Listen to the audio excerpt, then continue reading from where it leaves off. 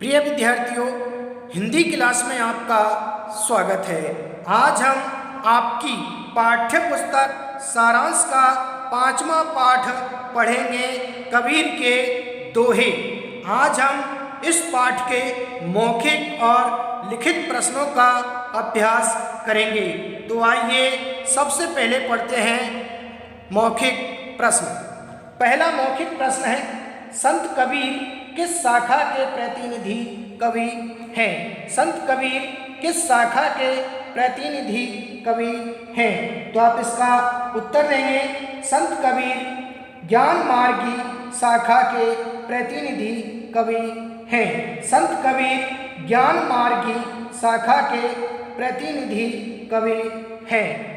दूसरा मौखिक प्रश्न है, गुरु महिमा शीर्षक के अंतर्गत संकलित दोहों में क्या बताया गया है? गुरु महिमा शीर्षक के अंतर्गत संकलित दोहों में क्या बताया गया है? तो आप इसका उत्तर देंगे, गुरु महिमा के अंतर्गत संकलित दोहों में गुरु का महत्व दर्शाया गया है। गुरु महिमा के अंतर्गत संकलित दोहों में गुरु का महत्व बताया गया है।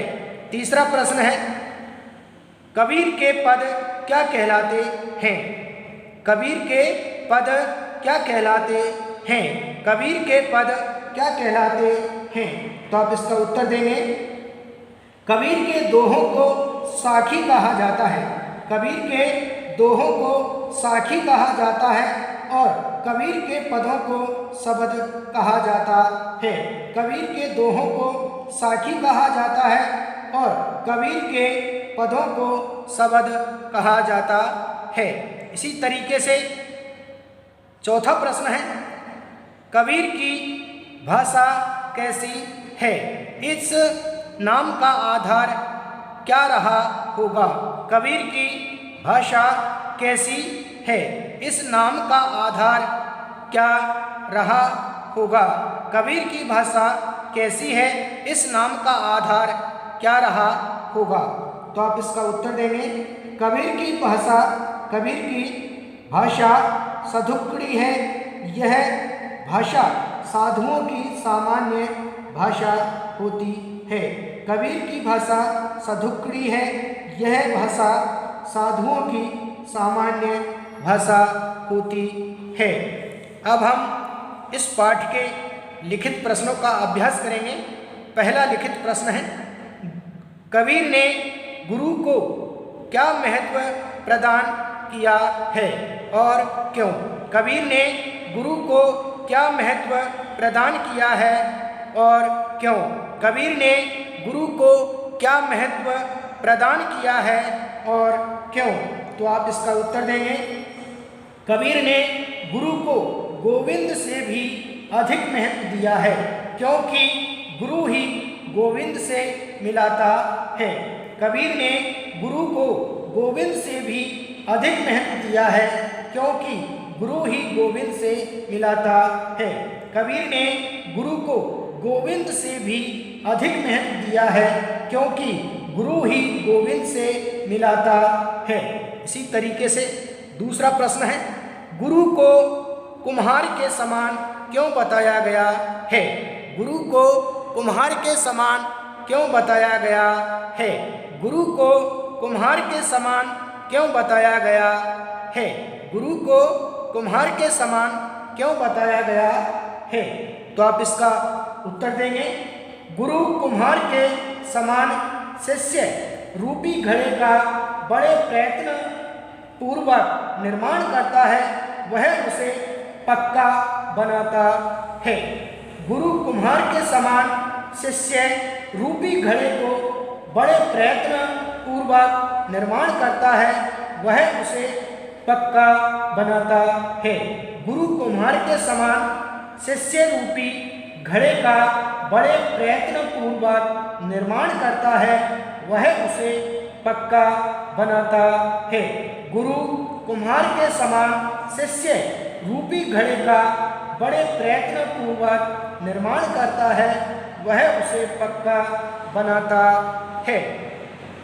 तीसरा प्रश्न है, गुरु गुण लिखो। गुरु गुरु गुण लिखो न जाए का आशय स्पष्ट कीजिए। गुरु गुण लिखो न जाए का आशय स्पष्ट कीजिए। गुरु गुण लिखो न जाए का आशय स्पष्ट कीजिए। गुरु गुण लिखो न जाए का आशय स्पष्ट कीजिए। तो आप इसका उत्तर देंगे। गुरु के गुण इतने व्यापक हैं कि उनका बखान नहीं किया जा सकता, न बोलकर न लिखकर। गुरु के गुण इतने व्यापक हैं कि उनका बखान नहीं किया जा सकता, न बोलकर न लिखकर। गुरु के गुण इतने व्यापक हैं कि उनका बखान नहीं किया जा सकता, न बोलकर न लिखकर। आगे बढ़ते हैं। चौथा प्रश्न है, हमें ईश्वर का स्मरण कब अवश्य करना चाहिए, इससे क्या होगा? हमें ईश्वर का स्मरण कब अवश्य करना चाहिए, इससे क्या होगा? हमें ईश्वर का स्मरण कब अवश्य करना चाहिए, इससे क्या होगा? हमें ईश्वर का स्मरण कब करना हमें ईश्वर का स्मरण कब अवश्य करना चाहिए, इससे क्या होगा? हमें ईश्वर का स्मरण कब अवश्य करना चाहिए, इससे क्या होगा? तो आप इसका उत्तर देंगे। हमें ईश्वर का स्मरण सुख की घड़ी में अवश्य करना चाहिए, इससे दुख हमारे पास आएगा ही नहीं।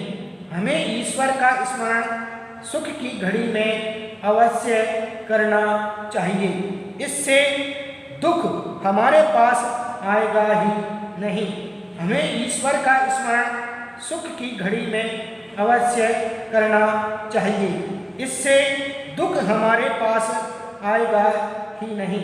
हमें ईश्वर का स्मरण सुख की घड़ी में अवश्य करना चाहिए, इससे दुख हमारे पास आएगा ही नहीं। इसी तरीके से पांचवा लिखित प्रश्न है, कबीर ने माला फेरने को व्यर्थ क्यों बताया है, इससे उनकी किस विशेषता का पता चलता है? कबीर ने माला फेरने को व्यर्थ क्यों बताया है, इससे उनकी किस विशेषता का पता चलता है? कबीर ने माला फेरने को व्यर्थ क्यों बताया है, इससे उनकी किस विशेषता का पता चलता है? कबीर ने माला फेरने को व्यर्थ क्यों बताया है, इससे उनकी किस विशेषता का पता चलता है? तो आप इसका उत्तर देंगे। यूं तो कबीर ने माला फेरने को इसलिए व्यर्थ बताया है क्योंकि इससे मन का हेर फेर तो नहीं जाता। हमारा मन भी ईश्वर में न लगकर इधर उधर भटकता रहता है। इससे उनकी इस विशेषता का पता चलता है कि ईश्वर साधना में बाह्य आडंबर व्यर्थ हैं। यूं तो कबीर ने माला फेरने को इसलिए व्यर्थ बताया है क्योंकि इससे मन का हेर फेर तो नहीं जाता। हमारा मन भी ईश्वर में न लगकर इधर उधर भटकता रहता है। इससे उनकी इस विशेषता का पता चलता है कि ईश्वर साधना में बाह्य आडंबर व्यर्थ हैं।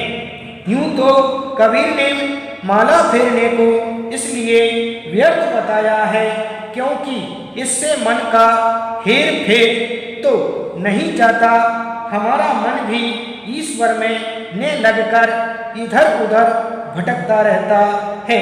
इससे उनकी इस विशेषता का पता चलता है कि ईश्वर साधना में बाह्य आडंबर व्यर्थ है। इसी तरीके से अब हम पढ़ते हैं सप्रसंग व्याख्या। सप्रसंग व्याख्या में सप्रसंग का यहाँ पर अर्थ है, इसमें सप्रसंग में हमें ये लिखना होता है कि प्रस्तुत पंक्तियाँ किस पाठ से ली गई हैं, ये पंक्तियाँ किसके द्वारा लिखी गई हैं और इन पंक्तियों के माध्यम से कवि कहना क्या चाहता है, ये हम प्रसंग में लिखते हैं। और व्याख्या में हम इस पूरे दोहे का या पूरे पद का हम विस्तार पूर्वक वर्णन करते हैं, उसे व्याख्या कहते हैं। एक बार फिर से बता देता हूँ। प्रसंग में लिखा जाता है कि ये पंक्तियाँ किस पाठ से ली गई हैं, ये पंक्तियाँ किसके द्वारा रचित हैं, इन पंक्तियों के माध्यम से कवि कहना क्या चाहता है, कहना क्या चाहता है, ये तो हमें प्रसंग में लिखना होता है। और व्याख्या में हम पूरे पद की विस्तार पूर्वक उसका अनुवाद करते हैं, उसका भावार्थ लिखते हैं, उसे व्याख्या कहते हैं। तो हम यहाँ पहले दोहे की व्याख्या पढ़ेंगे। सब धरती कागज करूं, लेखनी करूं सब बन रहा है, सात समुद्र की मसी करूं, गुरु गुण लिखा न जाए। सब धरती कागज करूं, लेखनी करूं सब बन रहा है, सात समुद्र की मसी करूं, गुरु गुण लिखा न जाए। सब धरती कागज करूं, लेखनी करूं सब बन रहा है, सात समुद्र की मसी करूं, गुरु गुण लिखा न जाए। सब धरती कागज करूं, सब धरती कागज करूं, लेखनी करूं सब बन रहा है, सात समुद्र की मसी करूं, गुरु गुण लिखा न जाए। सब धरती कागज करूं, लेखनी करूं सब बन रहा है, सात समुद्र की मसी करूं, गुरु गुण लिखा न जाए। इसका प्रसंग लिखेंगे। प्रस्तुत पंक्तियां हमारी पाठ्य पुस्तक सारांश के पाठ 5 कबीर के दोहे से ली गई हैं। इसके रचयिता कबीरदास हैं। प्रस्तुत पंक्तियों के माध्यम से गुरु महिमा के बारे में बताया गया है।